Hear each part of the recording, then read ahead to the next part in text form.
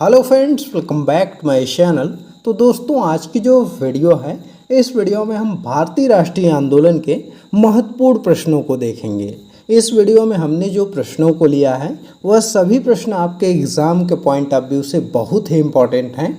तो इसलिए अगर आप बिहार शिक्षक भर्ती TRE 4 की तैयारी कर रहे हैं तो इस वीडियो को आप शुरू से लास्ट तक देखिएगा। और दोस्तों, आप चाहे क्लास 1 to 5 के लिए पढ़ रहे हों या 6 to 8 के लिए पढ़ रहे हों या 9th to 12th के लिए कर रहे हों, सभी क्लास के लिए यह वीडियो इम्पॉर्टेंट है। इस वीडियो में हमने जो है कि इम्पॉर्टेंट प्रश्नों को शामिल किया है, तो इसलिए आप वीडियो को पूरा जरूर देखिएगा। चलिए दोस्तों, इस वीडियो को स्टार्ट करते हैं। पहला प्रश्न दोस्तों है, बारदोली किसान सत्याग्रह का नेतृत्व किसने किया था? जी हाँ दोस्तों, अगर हम बात करें बारदोली किसान सत्याग्रह का, तो इसके नेतृत्व करने वाले कौन थे?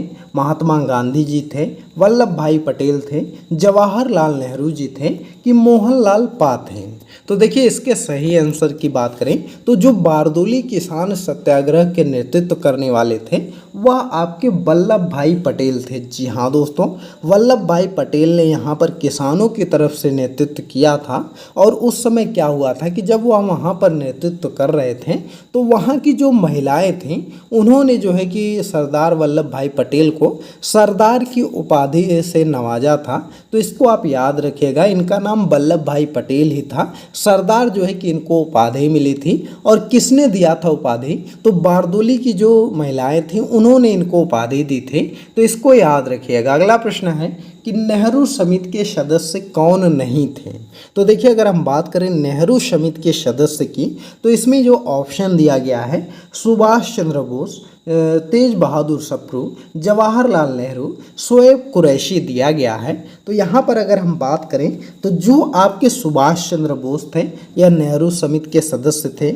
वहीं पर जो आपके यह है तेज बहादुर सप्रू, यह भी जो है कि आपके इसके सदस्य थे नेहरू समिति के। वहीं पर बात करें शोएब कुरैशी जो थे, यह भी जो है कि आपका नेहरू समिति के सदस्य थे। लेकिन दोस्तों, इसमें पूछा गया है कौन सदस्य नहीं था? तो जवाहरलाल नेहरू जी जो थे वह नेहरू समिति के सदस्य नहीं थे। तो इस चीज़ को याद रखिएगा। और दोस्तों, बात करें नेहरू समिति के सदस्य की, तो एक बार आप नोट कर लीजिएगा इनके सदस्यों के बारे में, क्योंकि नेहरू समिति के बारे में काफ़ी बार क्वेश्चन पूछा गया है। तो नेहरू समिति के सदस्य की बात करें तो मोतीलाल नेहरू हैं, सुभाष चंद्र बोस हैं, सर इमाम अली हैं, तेज बहादुर सप्रू हैं, GR प्रधान हैं, MN आड़े हैं, उसके अलावा शोएब कुरैशी हैं और सरदार मंगल सिंह जो थे यह इसके सदस्य थे। तो इनको याद रखिएगा।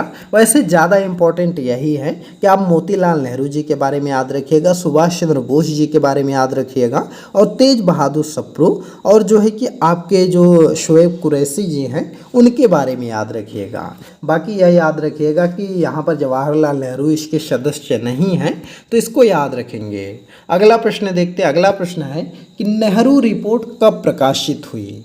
तो देखिए दोस्तों, अगर हम बात करें नेहरू रिपोर्ट की, तो यह कब प्रकाशित हुई थी? तो यह आपका प्रकाशित जो हुई थी यह अगस्त 1828 ईस्वी में। जी हाँ दोस्तों, नेहरू रिपोर्ट आपका अगस्त 1928 ईस्वी, 1828 नहीं, 1928 ईस्वी में यह प्रकाशित हुआ था। इसको आप याद रखिएगा, इम्पॉर्टेंट है। नेहरू रिपोर्ट के बारे में दोस्तों काफ़ी बार क्वेश्चन आया है, तो इसलिए हमने 3-4 प्रश्न नेहरू रिपोर्ट से ही लिया है। अगला प्रश्न आपका है कि नेहरू रिपोर्ट में भारत को कौन सा दर्जा मांगा गया था? जी हाँ दोस्तों, नेहरू रिपोर्ट जो प्रस्तुत की गई थी जवाहरलाल, जो आपके मोतीलाल नेहरू जी की तरफ से, उसमें भारत के लिए कौन सा दर्जा मांगा गया था? डोमिनियन स्टेट का, कि संपूर्ण प्रभुत्व संपन्न का, कि औपनिवेशिक सत्ता का, कि पूर्ण स्वराज का? तो देखिए, हम बात करें नेहरू रिपोर्ट के बारे में, तो इसमें जो है कि डोमिनियन स्टेट की बात की गई थी। जी हाँ दोस्तों, डोमिनियन स्टेट की बात की गई थी। भारत को जो है कि अधिराज्य का दर्जा देने की बात की गई थी। तो इसको याद रखिएगा। अगला प्रश्न है कि किस रिपोर्ट में मूल अधिकारों को प्रतिपादित किया गया था? जी हाँ दोस्तों, इम्पॉर्टेंट है कि कौन सी ऐसी रिपोर्ट थी जिसमें कि मूल अधिकारों को जो है कि वह आपको प्रतिपादित किया गया था। तो देखिए दोस्तों, अगर हम बात करें इसमें से कि किसमें जो है कि मूल अधिकारों को प्रतिपादित किया गया था, Montagu Chelmsford report, Simon commission report, Muddiman समिति रिपोर्ट कि नेहरू रिपोर्ट, तो इसका जो सही आंसर है वह है नेहरू रिपोर्ट। जी हाँ दोस्तों, नेहरू रिपोर्ट में जो है कि नागरिकता को परिभाषित करते हुए मूल अधिकारों को प्रतिपादित किया गया था, तो इस चीज़ को याद रखिएगा। अगला प्रश्न है कि 14 सूत्री योजना किसने पेश किया था। तो देखिए, अगर हम बात करें 14 सूत्री जो योजना पेश किए थे, उसको पेश करने वाले कौन थे? मोतीलाल नेहरू थे, महात्मा गांधी जी थे, तेज बहादुर सप्रू थे कि यहाँ पर मोहम्मद अली जिन्ना थे।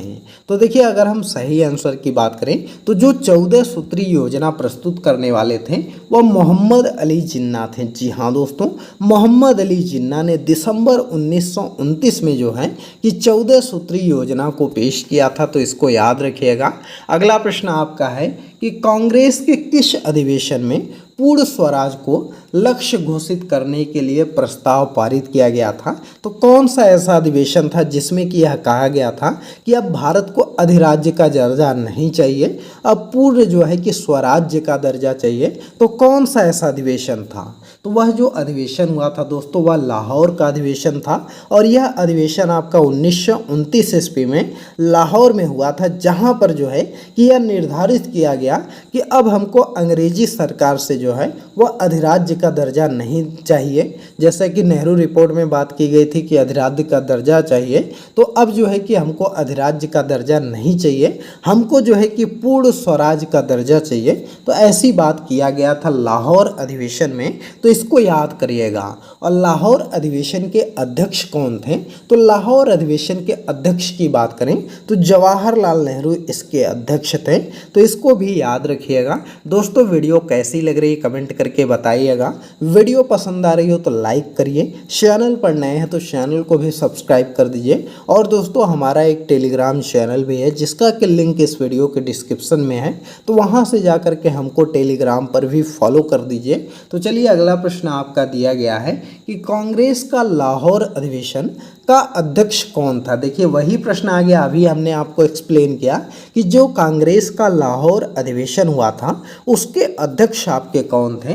तो जवाहरलाल नेहरू जो थे वह इसके अध्यक्ष बने थे, जो कि यहाँ पर और क्या हुआ था, 1929 में दिसंबर के महीने में अधिवेशन हुआ था और वहाँ पर पूर्ण स्वराज की बात की गई थी, तो इसको याद रखेंगे। अगला प्रश्न है कि प्रथम स्वतंत्रता दिवस कब मनाया गया था। यहाँ पर गया है, तो प्रथम स्वतंत्रता दिवस कब मनाया गया था। तो देखिए, अगर हम बात करें प्रथम स्वतंत्रता दिवस का, तो यह दोस्तों जो है कि बात की जा रही है जो है स्वतंत्रता के पहले की कि कब जो है कि मनाया गया था।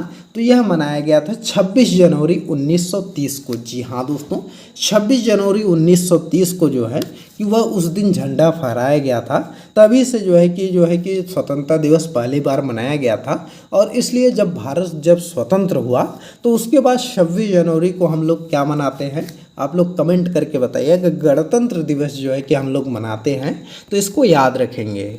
अगला प्रश्न आपका है कि महात्मा गांधी जी दांडी यात्रा कब प्रारंभ किए थे। जी हाँ दोस्तों, इसमें आपका ईयर नहीं पूछा गया है, इसमें आपका मंथ पूछा गया और तारीख पूछी गई है कि किस तारीख को जो है कि गांधी जी ने अपना दांडी यात्रा को प्रारंभ किया था। तो गांधी जी जो दांडी यात्रा को प्रारंभ किए थे यह 12 मार्च 1930 को किए थे। जी हाँ दोस्तों, कितने तारीख को? तो 12 मार्च 1930 ईस्वी को जो है कि दांडी मार्च शुरू किए थे, तो इसको याद रखिएगा। बहुत ही इंपॉर्टेंट यह घटना है। और यह जो है कि कब ख़त्म होता है, तो 6 अप्रैल 1930 को नमक कानून तोड़कर गांधी जी जो है वह दांडी मार्च को ख़त्म करते हैं। और उसी दिन से मतलब 6 अप्रैल 1930 से ही गांधी जी जो है कि वह आपका सविनय अवज्ञा आंदोलन की शुरुआत करते हैं, तो इसको भी आप याद रखिएगा। अगला प्रश्न है कि गांधी जी ने नमक कानून कब तोड़ा था। तो गांधी जी ने जो नमक कानून आपका तोड़ा था यह किस तारीख को तोड़ा था। तो देखिए, अगर हम बात करें गांधी जी के बारे में, तो उन्होंने जो नमक कानून तोड़ा था वह 6 अप्रैल को तोड़ा था, 6 अप्रैल 1930 को, अभी हमने पिछले ही प्रश्न में बताया कि 6 अप्रैल 1930 को यह यात्रा खत्म करते हैं, दांडी मार्च, और उस दिन जो है कि नमक बना करके नमक कानून का वो तोड़ देते हैं, और उसी दिन से जो है कि सविनय अवज्ञा आंदोलन की शुरुआत होती है। तो इसको याद रखेंगे। अगला प्रश्न है कि प्रथम गोलमेज सम्मेलन कब प्रारंभ हुआ। तो देखिए, अगर हम बात करें प्रथम गोलमेज सम्मेलन की, तो यह जो आपका प्रारंभ हुआ था यह 12 नवंबर 1930 को हुआ था। जी हाँ दोस्तों, कितनी तारीख को हुआ था? 12 नवंबर 1930 को प्रथम गोलमेज सम्मेलन का प्रारंभ जो है वह लंदन में हुआ था। तो इसको याद रखिएगा दोस्तों। इस वीडियो में हमने जो है कि ज़्यादातर प्रश्नों को ऐसा लिया है जो कि डेट वाइज हैं। जैसे देखिए, यह प्रश्न आपका डेट वाइज है, इसके पीछे का भी प्रश्न आपका डेट वाइज था, इसके पीछे का भी है। और इसको लेने का कारण यही है कि जो यह घटनाएं हैं इम्पोर्टेंट सबको तो याद रहती हैं, लेकिन डेट उनसे मिस हो जाती है। और एग्जामिनर अब क्या करता है कि अब एग्ज़ाम में जो है कि ऑप्शन को सेम रखता है। जैसे ईयर देखिए, यहाँ पर ईयर यहाँ पर भी 1930 है, 1930 यहाँ पर भी रखा गया है। अब जिसको यह नहीं पता रहेगा कि 12 नवंबर को हुआ था कि 6 दिसंबर को हुआ था, तो वहाँ पर वह गलती उससे हो जाएगा।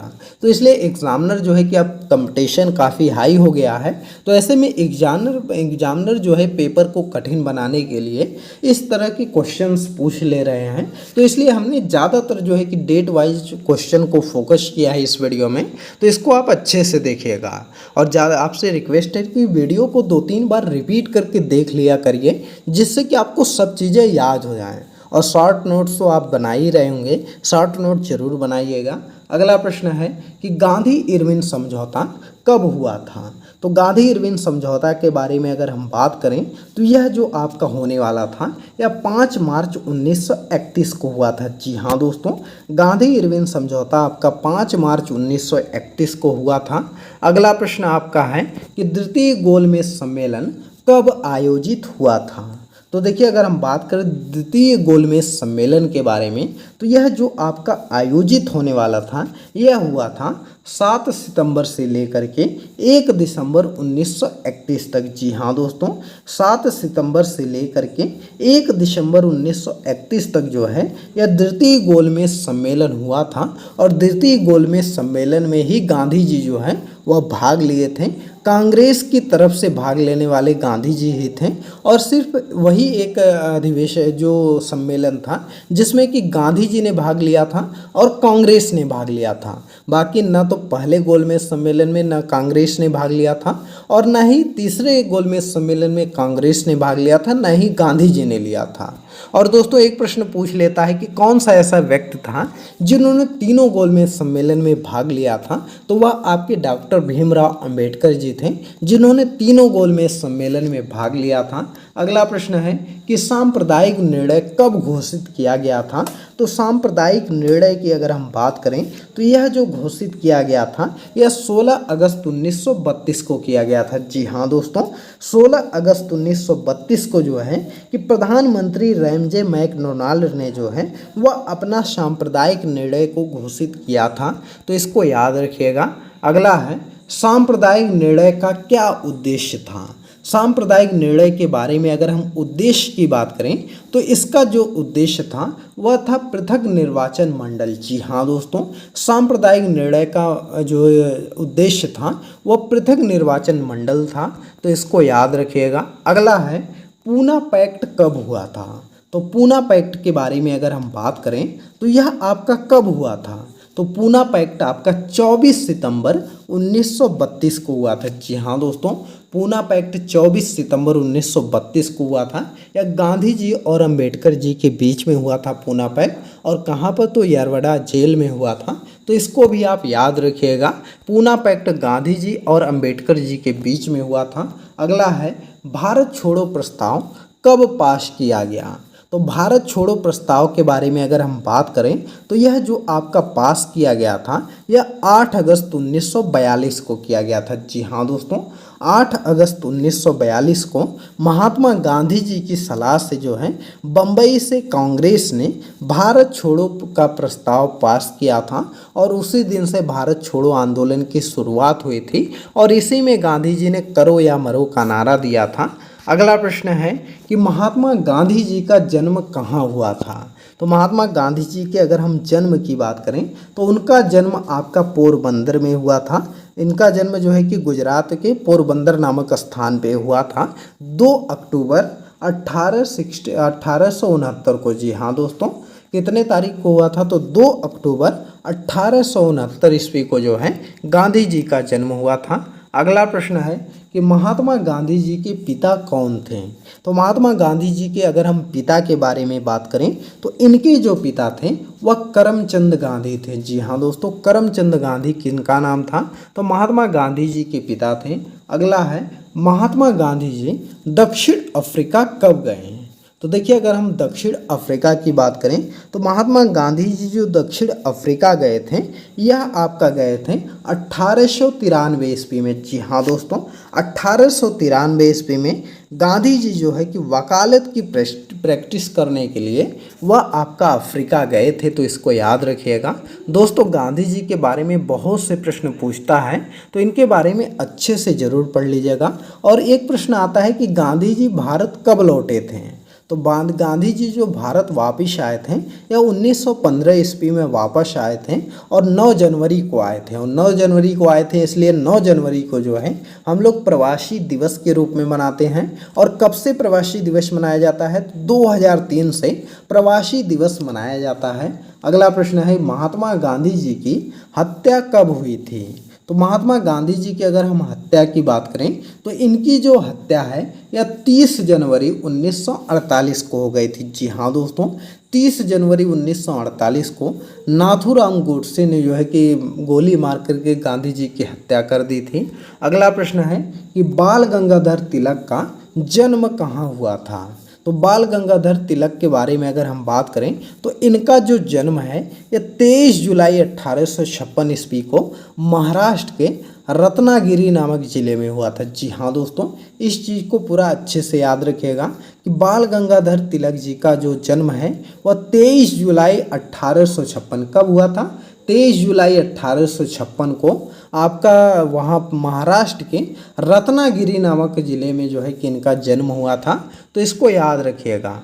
दोस्तों, यह वीडियो आपको पसंद आ रही हो तो लाइक करिए, ज़्यादा से ज़्यादा शेयर करिए और चैनल पर नए हैं तो चैनल ज़रूर सब्सक्राइब कर लीजिएगा दोस्तों, क्योंकि जब आपका एग्ज़ाम आ जाएगा तब जो है कि हम डेली जो है कि ढेर सारी वीडियोस लाएंगे और पूरा सिलेबस आपका कवर करा देंगे, तो इसलिए चैनल को सब्सक्राइब जरूर करिएगा। अगला प्रश्न है तिलक ने कौन से 2 पत्र प्रकाशित किए थे। तो देखिए, अगर हम बात करें तिलक जी के बारे में तो इन्होंने जो 2 पत्र प्रकाशित किया था वह मराठा और केसरी है। जी हाँ दोस्तों, मराठा और केसरी नामक पत्र इन्होंने प्रकाशित किया था। इनका जो मराठा पत्र छपता था वह अंग्रेजी में छपता था और जो केसरी पत्रिका छपती थी यह इनका मराठी में छपते थे, तो इसको याद रखिएगा। काफ़ी लोग कंफ्यूज हो जाते हैं कि मराठा है तो मराठी में छपेगी, ऐसा नहीं है। मराठा इनका अंग्रेजी में छपता था और केसरी जो पत्रिका थी वह मराठी में छपती थी। अगला प्रश्न है कि गणपति उत्सव मनाने की प्रथा किसने प्रारंभ की।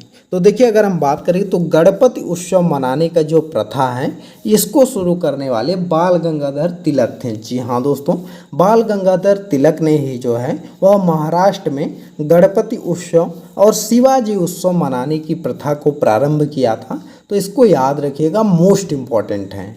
तो दोस्तों, यह आज के टॉप 25 क्वेश्चन हैं जो कि आपके एग्ज़ाम के पॉइंट ऑफ व्यू से बहुत ही इम्पॉर्टेंट हैं। इन सभी प्रश्नों को आप अच्छे से पढ़ लीजिएगा, सभी क्वेश्चंस को अच्छे से तैयार कर लीजिएगा। जितने हमने क्वेश्चन करवाए 2-3 बार वीडियो रिपीट करके ज़रूर देख लीजिएगा, क्योंकि अगर आप ज़्यादा रिविज़न करेंगे तो आपको चीज़ें ज़्यादा दिन तक याद रहेंगी। और जो है कि कोई भी एग्ज़ाम पास करना हो उसमें सबसे इम्पॉर्टेंट होता है रिविज़न, और लगभग 90% बच्चे यही करते हैं कि रिवीजन नहीं करते हैं। तो इसलिए आपको जितना भी पढ़ें आप 2 ही प्रश्न तैयार करें, लेकिन उसका रिवीजन आप करते चलिए, जिससे कि रिवीजन करते रहेंगे तो आपको चीज़ें भूलेंगी नहीं। और दोस्तों, सबसे इम्पॉर्टेंट बात है कि चैनल को ज़रूर सब्सक्राइब कर लीजिए। हमने देखा है कि हमारे बहुत से सब्सक्राइबर ऐसे हैं, मतलब बहुत से व्यूअर ऐसे हैं जो कि वीडियोस तो रेगुलर देखते हैं लेकिन उन्होंने सब्सक्राइब नहीं किया है, तो इसलिए आप लोग सब्सक्राइब कर लीजिए। और दोस्तों, वीडियो पसंद आई हो तो लाइक करिए, ज़्यादा से ज़्यादा शेयर करिए।